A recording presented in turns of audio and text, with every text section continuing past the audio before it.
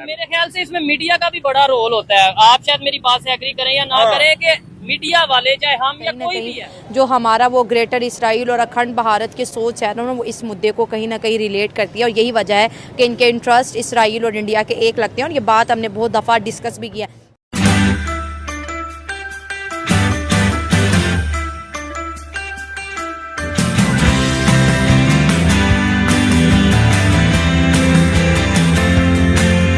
India का पहले भी रोल जो है ना इंडो पैसिफिक के अंदर वो बहुत कम हो चुका है। अच्छा, ठीक है, इंडिया ने अपना एक पहले भी एक एसोसिएशन बनाने की कोशिश की है जिसे वो शायद IMEC का नाम देता है। ठीक है, ठीक इंडिया है, middle east Europe economic corridor, ठीक है। और एक उस कॉरिडोर के फेलियर के बाद, ठीक है, अभी पिछले दिनों में ट्रंप का दौरा था सऊदी अरब का, और वहाँ जाके उसने कहा है कि अब्राहम अकॉर्ड के अंदर मैं सऊदीया को दोबारा शामिल करूँगा। जंग नहीं है, ये याद रखे, कश्मीर आजाद करने के लिए जंग से कोई मसला हल नहीं होगा। ठीक है, अमेरिका सुपर पावर है, हाँ, इसराइल है, उन्होंने ईरान के साथ जंग की है, तो एंड पे क्या हो, टेबल पे ही आए हैं ना। कश्मीर का मसला टेबल टॉक पे ही हल होगा, जब भी होगा। लेकिन जब नहीं, हम कहते हैं ना जज्बा है, और 78 हम जो है ना वो जज्बे से कश्मीर फतह कर लेंगे। नहीं, जज्बों से अब कुछ नहीं होना, क्योंकि दोनों मुल्क एटमी पावर है। इंडिया भी एटमी पावर है, पाकिस्तान भी एटमी पावर है। अगर जंग लगेगी, एटमी पावर एक भी चलेगा तो दोनों तबाह है।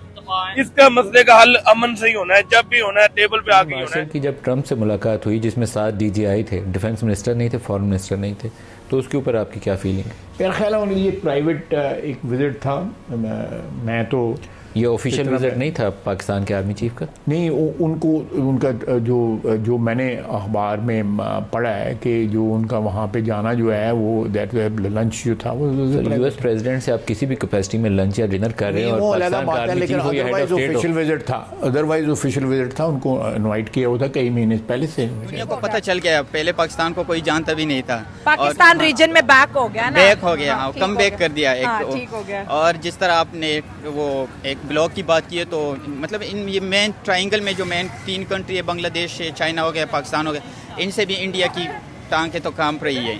ठीक है, लेकिन इसके साथ हो सकता है फ्यूचर में भूटान आ जाए, नेपाल आ जाए, बाकी कंट्री में श्रीलंका में भी अफगानिस्तान ज्वाइन कर ले, तो पड़ोसियों पे तो डर तो बहुत होगा। तो कह रहे हैं कि इंडिया को फिर ताइवान को एक्सेप्ट कर लेना चाहिए, ताइवान की तरफ जाना बड़ी चाहिए। खबर सामने आई है, पाकिस्तान के field marshal general Asim Munir ने एक स्टेटमेंट दी है। बोला है कि मैं इंडिया को डायरेक्ट मैसेज देता हूं कि आप टेबल टॉक पे आ जाए कश्मीर के मामले में, अदरवाइज आपको एट द एंड आना टेबल टॉक पर ही पड़ेगा।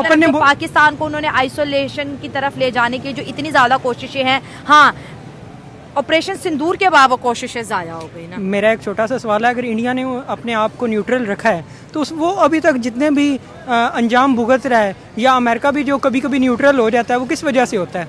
वो इंडिया की पॉलिसीज़ की वजह से ही होता है। वो अभी देखें, आप कभी भी अमेरिकन मीडिया को ये कहता हुआ नहीं सुनेंगे जिस तरह वो इसराइल के बारे में कहता है कि हम फुली सपोर्ट कर रहे हैं। US सर्कुलर दूर होती है, वो कहते हैं बोर्ड में लेके जाएं, इंडिया लेके जाता है, वहाँ पे हमें सारी सपोर्ट मिलती है। ख्वाजा साहब, वाशिंगटन अपने फॉरेन पॉलिसी इंटरेस्ट के बगैर ये कभी लाइन चेंज नहीं करता। ये मेरे 35 साल में तो यही ऑब्जर्वेशन है। मैं सिर्फ ये दुआ मांगता हूँ कि वो कुछ हो पाकिस्तान के मुकाबले। आपकी बिल्कुल दुरुस्त है, लेकिन मैं एक बात आपको मैं बताऊँ कि जो अमेरिका में भी इस वक्त जो सियासत हो रही है, वो उनकी कन्वेंशनल जो सियासत के जो ट्रेंड्स हैं उनके मुताबिक नहीं। पाकिस्तान में वैसे तो खैर आजकल शहबाज शरीफ साहब के सामने अगर कहा जाए तो गवर्नमेंट है शहबाज शरीफ साहब की, लेकिन जाहिर है कि हर प्रोविंस या हर सूबे के अपना चीफ मिनिस्टर है, अपनी गवर्नमेंट चल रही है।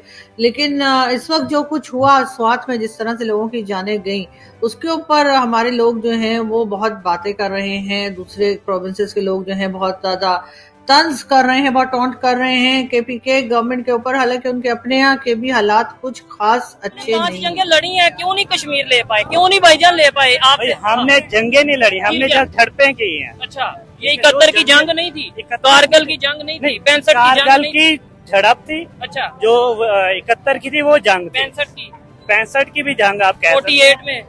48 में तो वो जस्ट जो हमारे कबाइल गए थे, अच्छा, उन्होंने जाके थोड़ी वो झड़पें की। बात बता दूं कि रिसेंटली अगर आप इस एक्सिस की बात कर रहे हैं ना, तो इसके अलावा एक और एक्सिस बड़ा मशहूर हुआ है, इंडिया और इसराइल का।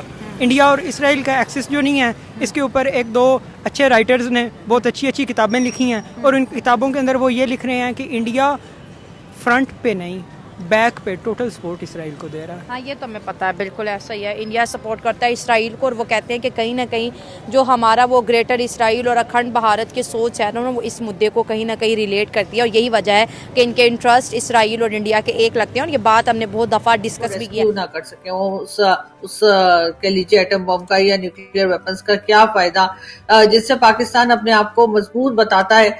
अगर हम हर वक्त इसी खौफ में, इसी खतरे में रहते हैं कि कहीं ऐसा ना हो कि कोई हमसे हमारे ये न्यूक्लियर पावर ले ले या कोई हमारे एटम बम उठा के ले जाए, या ऐसा ना हो कि ईरान ले ले, ऐसा ना हो कि कोई और कंट्रीज को ले ले। साथ साथ हमें इजराइल के ऊपर भी जो है वो शक शुबा रहता है कि शायद इजराइल जो है वो हमसे हमारे वेपन्स ले लेगा। से मसला हल होना है, क्योंकि अवाम कभी भी नहीं चाह रही दोनों मुल्कों की लड़ाई हो, जंग हो, अवाम नहीं चाह रही।